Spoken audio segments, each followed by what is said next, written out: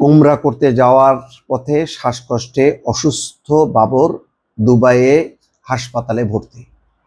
তিনি যাচ্ছিলেন উমরা করতে সৌদি আরবে, কিন্তু প্রতিমধ্যে তার শ্বাসকষ্ট হয়েছে এবং তিনি দুবাইয়ের হাসপাতালে ভর্তি হয়েছেন। হয়তো এমিরেটসে যাচ্ছিলেন, ট্রানজিট যেহেতু দুবাই, সেই দুবাই তিনি নেমে গেছেন এবং হাসপাতালে ভর্তি হয়েছেন। বহুল আলোচিত মানুষ এই লুৎফুজ্জামান বাবর। সম্প্রতি তার বিরুদ্ধে যে অভিযোগ ছিল 21শে আগস্ট, 10 ট্রাক অস্ত্র, সবগুলো থেকে তিনি খালাস পেয়েছেন। তিনি এখন মুক্ত হলেও তার শারীরিক অবস্থা ভালো না এবং ছাড়া পাওয়ার পরপরই তিনি চিকিৎসা নিয়েছেন, এখনো চিকিৎসাধীন অবস্থায় আছেন।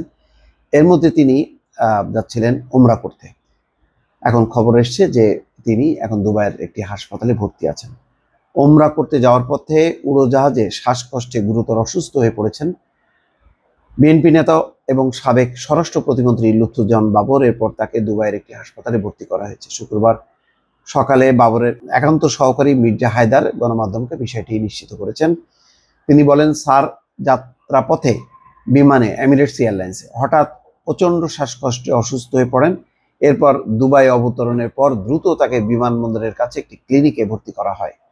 এর আগে বৃহস্পতিবার সন্ধ্যা 6টায় এমিরেটস এয়ারলাইন্সের ফ্লাইটে বড় ছেলে লাবিব ইবনে জামানকে নিয়ে মদিনায় রওনা হন বাবর। উল্লেখ্য, দীর্ঘ 17 বছর কারাভোগের পর গত 16ই জানুয়ারি মুক্ত হন সাবেক স্বরাষ্ট্র প্রতিমন্ত্রী লুৎফুজ্জামান বাবর। এরপর 20শে জানুয়ারি বুকের ব্যথায় অসুস্থ হয়ে রাজধানীর গুলশানে ইউনাইটেড হাসপাতালে ভর্তি হন তিনি। সেখানে কয়েকদিন সিসিইউতে চিকিৎসকদের নিবিড় পর্যবেক্ষণে ছিলেন তিনি। আমি এটা ঠিক বুঝলাম না, চিকিৎসকদের পরামর্শ ছিল নাকি তিনি এত দ্রুত তার শারীরিক অবস্থা, যেখানে তিনি ইউনাইটেডে ভর্তি ছিলেন, চিকিৎসাধীন ছিলেন, মানে খুব অল্প সময়ের মধ্যে তিনি কেন উমরা যাওয়ার সিদ্ধান্ত নিলেন, এটা বুঝতে পারছেন। এটা তো তার শারীরিক কন্ডিশন তো অ্যালাউ করে না। দেখেন, বিএনপির যেই প্রধান চেয়ারপারসন বেগম খালেদা জিয়া, তাকে মানে বিদেশে নেওয়া যাবে কি যাবে না, কত চিন্তা ভাবনা পরীক্ষা নিরীক্ষা করার পর তারপর কাতারের আমির একটা স্পেশাল ফ্লাইট দেওয়ার পর ওই ফ্লাইটে চড়ে তিনি গেছেন হচ্ছে লন্ডনে।